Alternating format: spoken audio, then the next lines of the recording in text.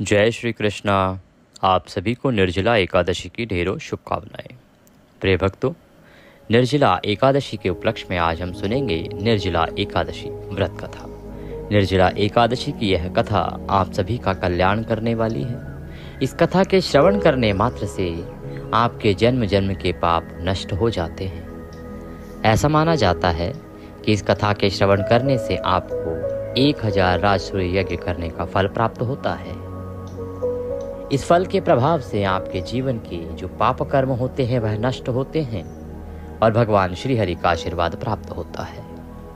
निर्जला एकादशी के दिन यह कथा सभी को सुननी चाहिए और सुनानी चाहिए। इस कथा के श्रवण करने और दूसरों को सुनाने से भगवान श्री हरि प्रसन्न होते हैं और उनके आशीर्वाद से हमारे जीवन के सभी संकट दूर होते हैं। तो प्रिय भक्तों, आज हम सुनेंगे निर्जला एकादशी की कथा और उसके साथ सुनेंगे विष्णु सहस्त्रनाम। निर्जला एकादशी के दिन विष्णु सहस्त्रनाम और निर्जला एकादशी व्रत कथा दोनों श्रवण करने की बड़ी अद्भुत महिमा है। आप निर्जला एकादशी का व्रत चाहे 6 जून को करें या 7 जून को, परंतु यह कथा और विष्णु सहस्त्रनाम आपको अवश्य सुनना चाहिए। दोनों दिन सुनिए, पारण वाले दिन भी सुनेंगे तो अत्यधिक कल्याणकारी रहेगा। निर्जला एकादशी के सभी दान पुण्य आदि जो कर्म हैं वो सब 6 तारीख को ही किए जाएंगे, इसका ध्यान रखिएगा।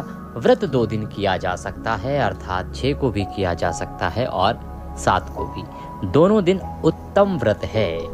जो लोग द्वादशी में एकादशी का व्रत करते हैं वो 7 को करेंगे। सूर्य के मुख से एकादशी 6 को है तो उदया तिथि मान के अनुसार एकादशी का पर्व 6 तारीख को ही मनाया जाएगा। परंतु व्रत जो है वो दोनों दिन किया जा सकता है, 6 तारीख को भी और 7 तारीख को। 6 को सूर्य के मुख से एकादशी है और व्रत पूर्ण होने से पहले द्वादशी भी आ जाएगी तो द्वादशी युक्ता भी है। दूसरा 7 को यदि आप करते हैं तो क्योंकि सूर्योदय से 1 घंटे पहले एकादशी रहेगी, इसीलिए उस दिन द्वादशी युक्ता व्रत भी किया जा सकता है। दोनों दिन उत्तम व्रत हैं।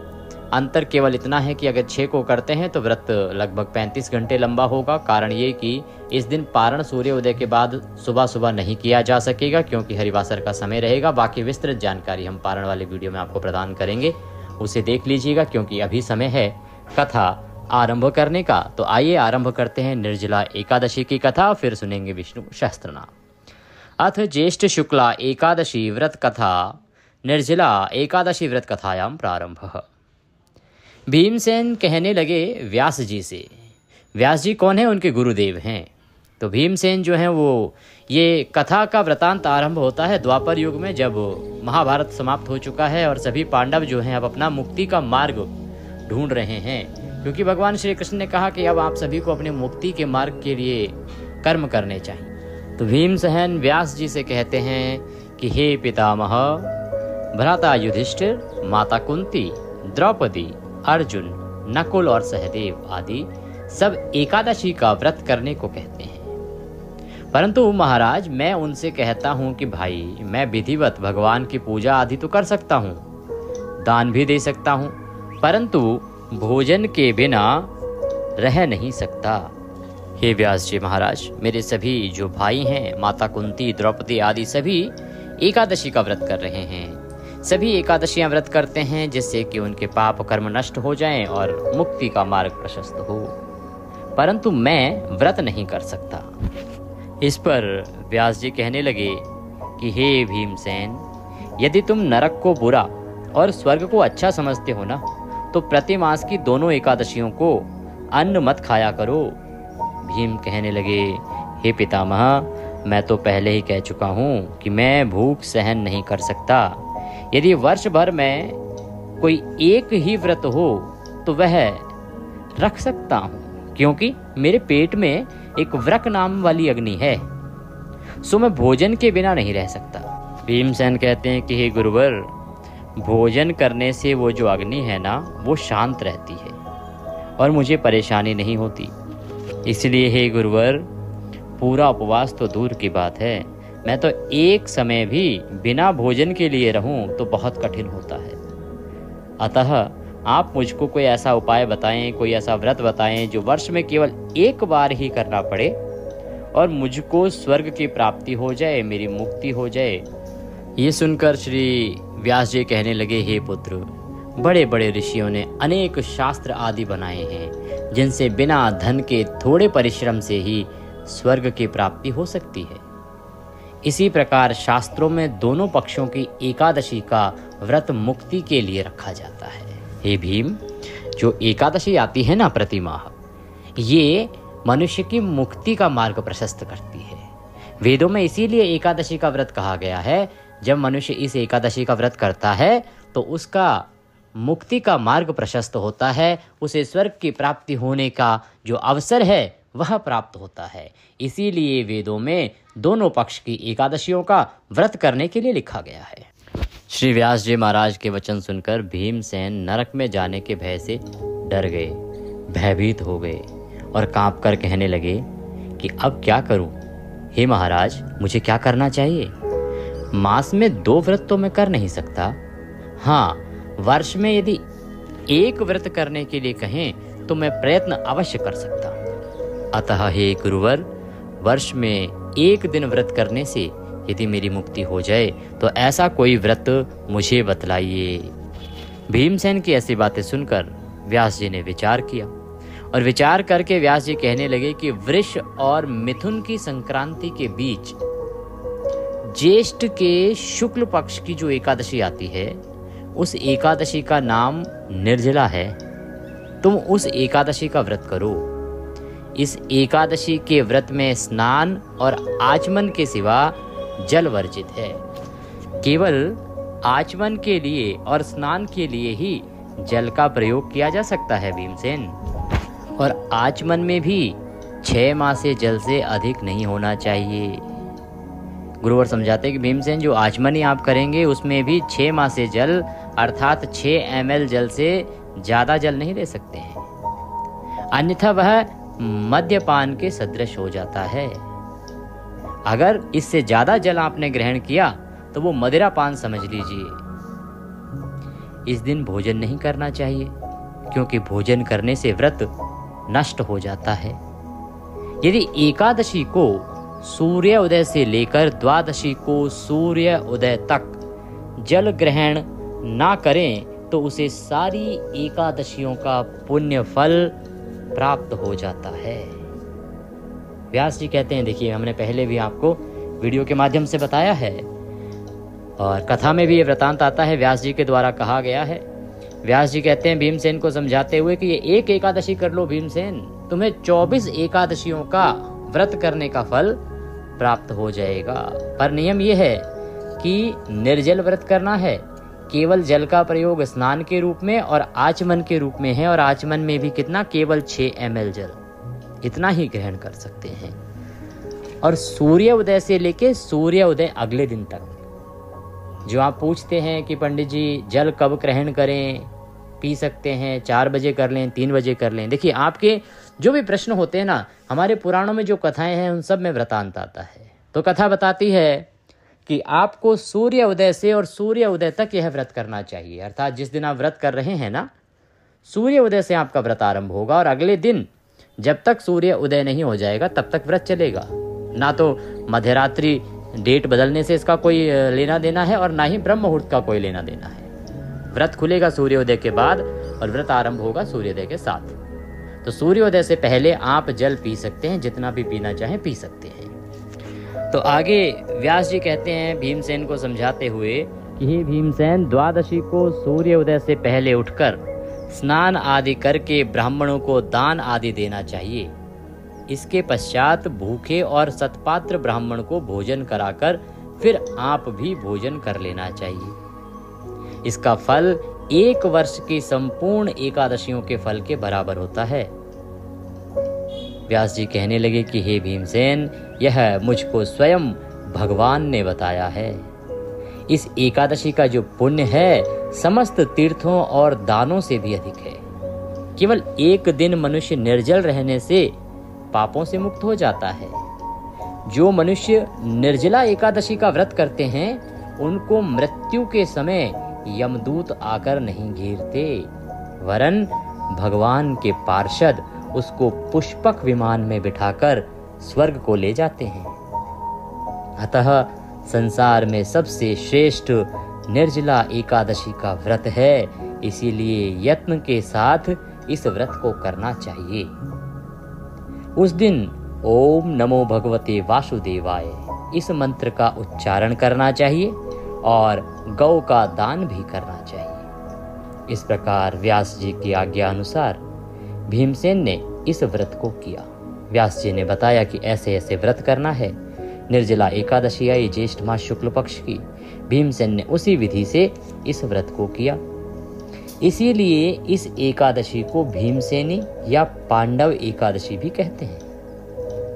निर्जला व्रत करने से प्रथम भगवान का पूजन करके यह प्रार्थना करें कि हे भगवान, आज मैं श्रद्धा पूर्वक निर्जला व्रत रख कर दूसरे दिन भोजन ग्रहण करूंगा। अतः आपकी कृपा से मेरे सब पाप नष्ट हो जाएं। इस दिन जल से भरा हुआ एक घड़ा वस्त्र से ढककर स्वर्ण सहित दान करना चाहिए। जो मनुष्य इस व्रत को करते हैं उनको करोड़ पल सोने के दान का फल मिलता है, और जो इस दिन यज्ञ आदि करते हैं उनका फल तो इतना अधिक है कि वह वर्णन ही नहीं किया जा सकता। तो इस दिन आपको अवश्य रूप से एक घड़ा, जल से भरा घड़ा लीजिएगा, उसको किसी वस्त्र से ढक लीजिएगा, पीले वस्त्र से, लाल वस्त्र से, या जो भी आप तौलिया पे ले सकते हैं, उसको दान करना है। विधान तो स्वर्ण सहित दान करने का है। अगर आपकी क्षमता है, भगवान ने, परमात्मा ने आपको इतनी धन संपत्ति दी है, तो आप स्वर्ण सहित दान कीजिए, अन्यथा घड़ा वस्त्र से ढक के जल से भर के अवश्य दान कीजिएगा। ऐसा करने से आपको करोड़ पल सोना दान करने का फल प्राप्त होगा। और यदि आप इस दिन यज्ञ आदि कर्म करते हैं, हवन करते हैं, यज्ञ करते हैं, तो उनका फल वर्णन नहीं किया जा सकता, इतना अधिक है। इस एकादशी के व्रत से मनुष्य विष्णु लोक को प्राप्त होता है। जो मनुष्य इस दिन अन्न खाते हैं वे चांडाल के समान हैं, वे अंत में नरक को जाते हैं। इसीलिए इस एकादशी के दिन अन्न नहीं खाना चाहिए। अन्न खाना वर्जित बताया गया है।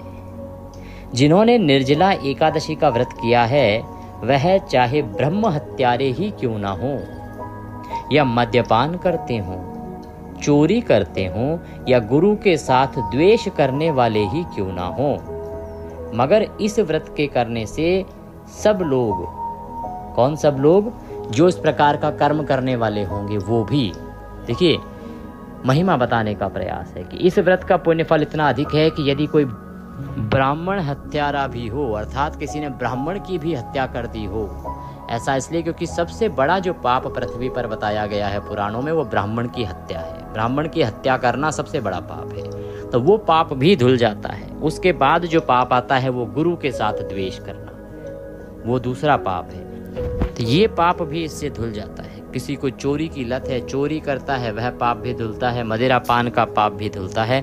तो जितने भी बड़े बड़े पाप हैं वो सब इस एकादशी के करने से समाप्त हो जाते हैं, और ऐसा व्यक्ति भी स्वर्ग को प्राप्त हो जाता है। आगे व्यास जी महाराज जो हैं वो इसकी विधि बता रहे हैं कि क्या करना चाहिए। व्यास जी कहते हैं, हे कुंती पुत्र, जो पुरुष या स्त्री श्रद्धा पूर्वक इस व्रत को करते हैं उन्हें ये कर्म करने चाहिए। क्या कर्म करने चाहिए? प्रथम भगवान का पूजन, फिर गौदान, फिर ब्राह्मणों को मिष्ठान व दक्षिणा देनी चाहिए, तथा जल से भरे कलश का दान अवश्य करना चाहिए। निर्जला के दिन अन्न, वस्त्र, पात्र, उपानह, उपानह अर्थात जूती, अन्नदान करना चाहिए। अन्नदान आप भंडारे करा दीजिए, मंदिर में ब्राह्मण को दान दे दीजिए, मंदिर में दान दे दीजिए, या किसी योग्य ब्राह्मण को अन्नदान दे दीजिए, वस्त्र दान दे दीजिए, पात्र दीजिए कोई उनको, और उपानहा जूती का दान दीजिए। इनका दान भी एकादशी, निर्जला एकादशी के दिन करना चाहिए, ऐसा व्यास जी महाराज कह रहे हैं। जो मनुष्य भक्ति पूर्वक भगवान के व्रत को करता है और ये दान देता है उसके सभी पाप नष्ट हो जाते हैं। हे भीमसेन, ये मैंने तुम्हें निर्जला एकादशी की व्रत कथा वृतांत कह सुनाया है। जो मनुष्य भक्ति पूर्वक इस कथा को पढ़ते हैं या सुनते हैं उनको निश्चय ही स्वर्ग की प्राप्ति होती है। बोलिए श्री विष्णु भगवान की जय। बोलिए निर्जला एकादशी महारानी की जय। इसी के साथ निर्जला एकादशी की यह कथा वृतांत यहाँ पूर्ण होता है। अब आपको विष्णु सहस्त्र नाम का श्रवण करना चाहिए और विष्णु सहस्त्र नाम के साथ आप नारायण कवच सुने। पितरों की तृप्ति के लिए आपको गीता के 7वें अध्याय का श्रवण भी अवश्य करना चाहिए। ये वीडियो हमने आपको अलग से अपलोड किया है, उसे अवश्य देखिएगा। अब एकादशी की कथा सुनने के बाद, विष्णु सहस्त्र नाम सुनने के बाद आप नियमों के अनुसार दिन को व्यतीत कीजिएगा। भगवान की आरती कीजिए। आरती करने के बाद जो दान कर्म है ना, उसको कीजिएगा। दान कर्म क्या है? जो दान बताए हैं, हमने पहले भी बताए थे, कथा में भी वृतांत आया है। जल से भरा घड़ा, वो संकल्प करके दान दीजिएगा। आपने पूजन किया है, मिट्टी का एक घड़ा लाइएगा, उसमें गंगा जल भरिएगा, थोड़ा सा उसका शुद्ध जल भरिएगा, उसके ऊपर कपड़ा ढक दीजिएगा और दक्षिणा रखकर वह ब्राह्मण को दान दीजिएगा। ब्राह्मण को ना दे सके, मंदिर में दान दीजिएगा। मंदिर और ब्राह्मण दोनों ना मिलें तो पीपल का वृक्ष कहीं आसपास हो, वहाँ आप रखाइएगा, उसको वहीं रख दीजिएगा, वो भी आपके लिए कल्याणकारी है। परंतु जल से भरा घड़ा वस्त्र के साथ और मिष्ठान के साथ आपको दान करना है। मिष्ठान में चाहे चीनी रखें चाहे गुड़ रखें, पर कुछ मीठा अवश्य रखिएगा। इसीलिए आपने देखा होगा कि शरबत दान करने की भी जो नियम बनाते हैं लोग एकादशी पर, क्योंकि मीठा जल पिलाने की बड़ी महिमा है साहब। तो घड़ा, जल, मीठा और वस्त्र से ढककर, दक्षिणा रखकर, ये आपने अवश्य दान करना है। दान का प्रयास कीजिए, 6 तारीख को कीजिए, क्योंकि एकादशी का जो दान है वो 6 को ही करना उत्तम रहेगा। व्रत आप 7 को भी कर सकते हैं, 7 को द्वादशी रहेगी। अब बात करें आपको कि पारण कब करेंगे, तो पारण के लिए हम पारण विशेष वीडियो बना रहे हैं, उसको अवश्य देख लीजिएगा। छोटी छोटी बातें हैं जो उसमें समझाई जा रही हैं और बहुत ही महत्वपूर्ण है। कथा के बाद विष्णु सहस्त्र नाम सुनना ना भूलिएगा। इस वीडियो में अभी के लिए इतना ही। प्रभु की कृपा प्राप्त करने के लिए कमेंट बॉक्स में अवश्य लिखिएगा जय श्री हरि और वीडियो को लाइक करना ना भूलिएगा। चैनल पर नए हैं तो सब्सक्राइब अवश्य कीजिएगा। हरे कृष्ण।